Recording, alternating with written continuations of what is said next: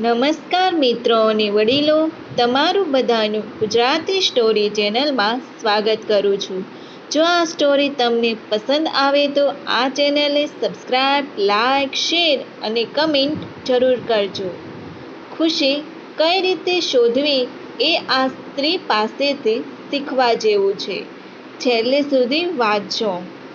રમીલાબેન એક સાધારણ પરિવારની સ્ત્રી છે અને તેને નક્કી કર્યું છે કે આખા દિવસ દરમિયાન બનેલી ઘટનામાંથી તેને કઈ વાતમાં સુખ મળ્યું છે તે શોધી કાઢવાનું અને રોજ લખવાનું. અને આમ તે એક રાત્રે તેના પરિવારના બધા સભ્યો નિંદરમાં હતા ત્યારે તે લખવા માટે બેઠી. તેને સૌથી પહેલાં લખ્યું કે હું ખુશ છું કારણ કે મારા પતિ નિંદરમાં નસકોરા બોલાવે છે અને ગાઢ નિંદરમાં સૂતા છે કારણ કે તેની તબિયત એકદમ સારી છે અને મહેનત કરી અને ઈમાનદારીના રૂપિયા કમાઈને આવે છે અને કોઈ જાતના કૌભાંડિયા લોકોની સાથે તેની ઉઠક બેઠક નથી. તેથી તે આટલી શાંતિથી નિંદર કરી શકે છે. આ માટે ભગવાનનો આભાર માનું છું. હવે સામાન્ય વિચાર ધરાવતા લોકો પાસે કોઈ નસકોરા બોલાવે તો તેના પ્રત્યે નફરત અને ફરિયાદ સિવાય કશું જ હોતું નથી. એટલે તે આ સુખ હોવાનો વિચાર અને લોકો ગુમાવી દે છે. હું ખુશ છું કારણ કે દર મહિને લાઇટ બિલ, પેટ્રોલ, પાણીનું બિલ, ગેસનું બિલ, બધા પ્રકારના બિલમાં ટેક્સ આપવો પડે છે. પરંતુ મને ખુશી છે કે આ બધી સગવડતાના મળતી હોય તો જીવનમાં કેટલીક જાતની મુશ્કેલી આવે તેનો વિચાર માત્ર માણસને હચમચાવી દે છે.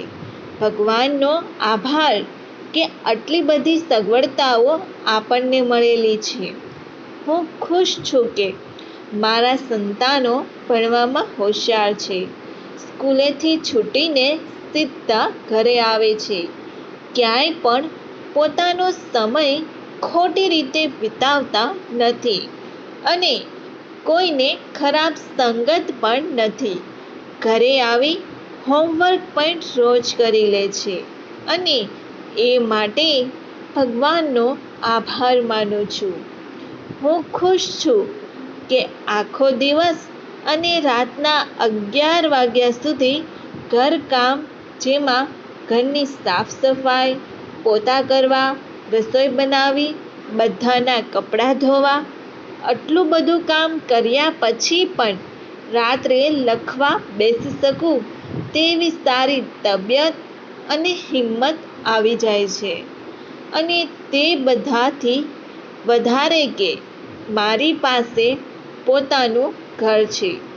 જે લોકો પાસે ઘર નથી તે ઝૂંપડીમાં કે રસ્તા પર રહે છે ત્યારે મારી પાસે ભલે જૂનું પંચેટવાળું મકાન તો છે. ભગવાનનો આભાર માનું છું. હું ખુશ છું કારણ કે ઘરમાં કોઈ દિવસ ઘરની કોઈ વ્યક્તિને મોટી બીમારી આવી નથી. પરિવારના બધા સભ્ય સ્વસ્થ છે. તાવ અને શરદીથી વધારે તકલીફ ઘરમાં કોઈને નથી પડતી અને તે પણ બહુ ઓછી માત્રામાં જ, જેના માટે હું ભગવાનનો ખૂબ આભાર માનું છું. હું ખુશ છું કારણ કે આજુબાજુમાં રહેતા બધા પાડોશીઓ સાથે અમારે ઘર જેવો સંબંધ છે અને બધાની સાથે નવી વાનગી લેવા દેવાનો વ્યવહાર છે અને બધા લોકો એકબીજાને કંઈ પણ કામ કે જરૂરિયાત હોય કાયમને માટે તત્પર રહે છે. ભગવાનનો આભાર માનું છું. હું ખુશ છું કે દિવાળીના તહેવારોમાં બધા સગાવહાલાને તથા મિત્રો પાડોશીઓને ભેટ દેવામાં મારું પર્સ ખાલીખમ થઈ જાય છે. મતલબ કે મારી પાસે એવા સંબંધીઓ, સગાઓ, મેટ્રો પાડોશીઓ છે અને બધાની સાથે બહુ જ સારો વ્યવહાર છે અને હું તે બધું કરી શકું તેના બદલમાં ભગવાનનો આભાર માનું છું. જીવન જીવવાની આ રીતભાત ઉપર અમલ કરવાથી આપણી અને આપણા લોકોના જીવનમાં સંતોષ અને શાંતિ બનાવવી જોઈએ. નાની મોટી તકલીફો, દુઃખો તો જીવનભર આવતા જતા રહેવાના જ છે, પરંતુ તેમાંથી પણ આપણે ખુશીઓ શોધીને આપણું જીવન માણો. આપણી સાથે ડગલે અને પગલે બનતી ઘટના, જેમાંથી મોટા ભાગની ઘટનામાંથી આપણે સકારાત્મક વિચાર રાખીને જીવન ખુશહાલ બનાવો અને તે બધા માટે ભગવાનનો આભાર જરૂરથી માનીએ.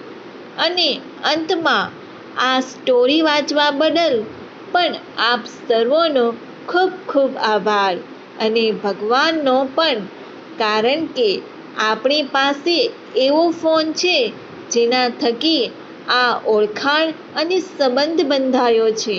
આ પ્રકારની અનેક વાતો અહીંયા મળી રહેશે, તો અમારી સાથે જોડાઈ રહો. જો આ સ્ટોરી તમને પસંદ આવી હોય તો આ ચેનલને સબસ્ક્રાઈબ, લાઈક, શેર અને કમેન્ટ જરૂર કરજો. સાંભળવા માટે તમારા બધાનો આભાર.